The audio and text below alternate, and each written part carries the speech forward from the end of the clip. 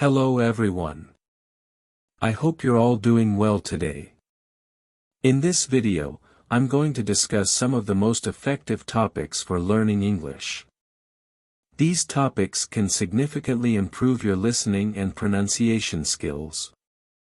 Learning English is a significant journey, and exploring these engaging topics can make a big difference in how quickly you improve. Let's dive into these subjects that will help you enhance your English speaking abilities in unprecedented ways. Here's a list of tips and advice for learning English with the English Story Room. First and foremost, you should focus on simply listening. I've observed that many English learners, particularly those I met in London, didn't listen to enough authentic English content. Despite their willingness to invest money and travel far to enhance their English skills, many weren't prepared to dedicate a small amount of time each day to listening to English content. Why does this happen? One reason is that many learners aren't sure what to listen to. While watching TV shows and movies in English can be beneficial, it's not always the most effective method for improving your English. Films are highly visual, and a lot of what we understand comes from the visual aspects of storytelling. It's essential to concentrate on the audio and the language itself, rather than relying too much on visual cues. A lot of students feel they have limited choices for listening practice. Although there are numerous podcasts available, many of them are created for native speakers and can be too challenging, which might discourage learners. There are some podcasts designed for English learners, but many of these focus more on language instruction than on making the content entertaining, which can make them a bit dull. However, the good news is that the situation has improved over the past 5 years. There are now more engaging and interesting resources for English learners, including my own podcast. I decided to create something that learners would genuinely enjoy listening to, not just for the sake of learning English.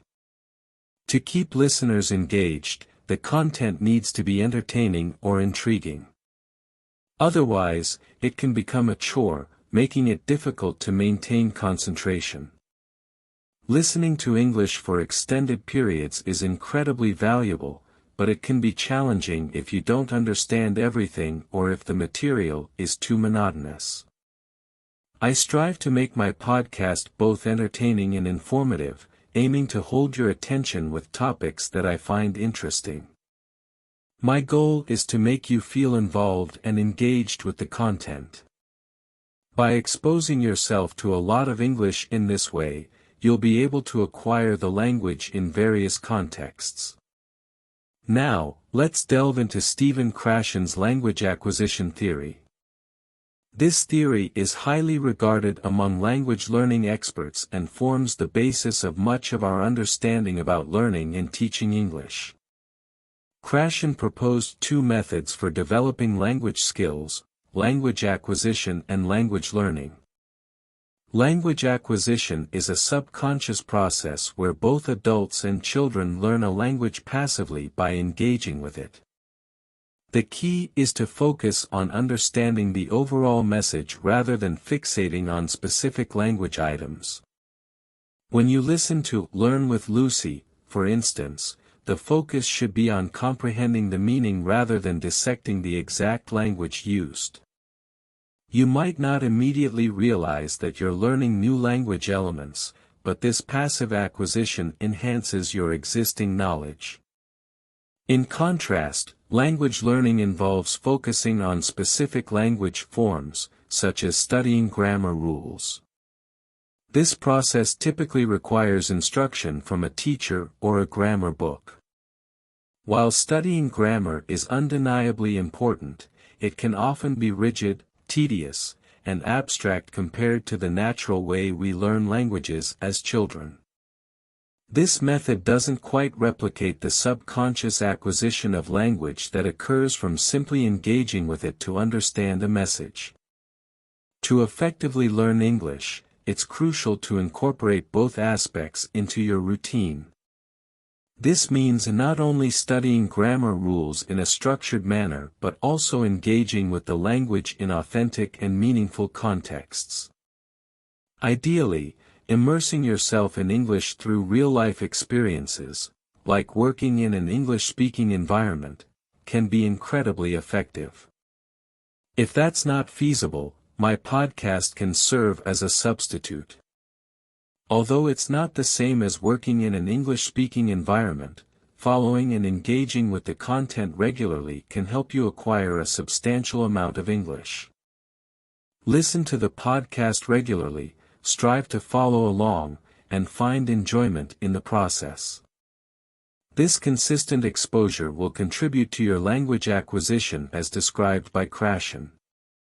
Additionally, you can combine this with more traditional language learning methods.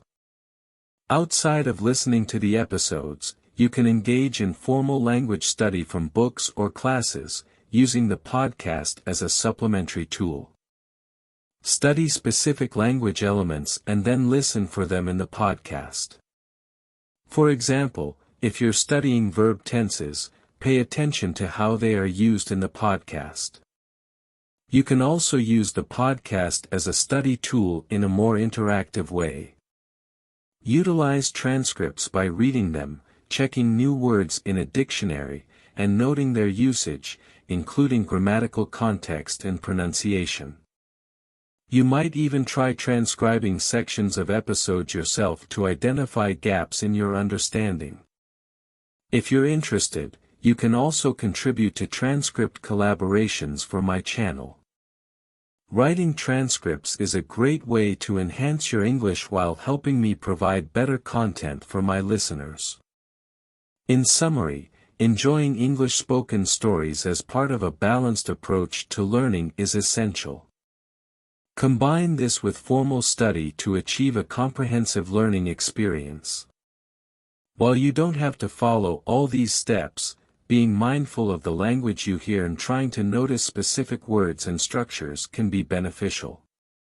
The goal is to focus on understanding the message while also paying attention to language details.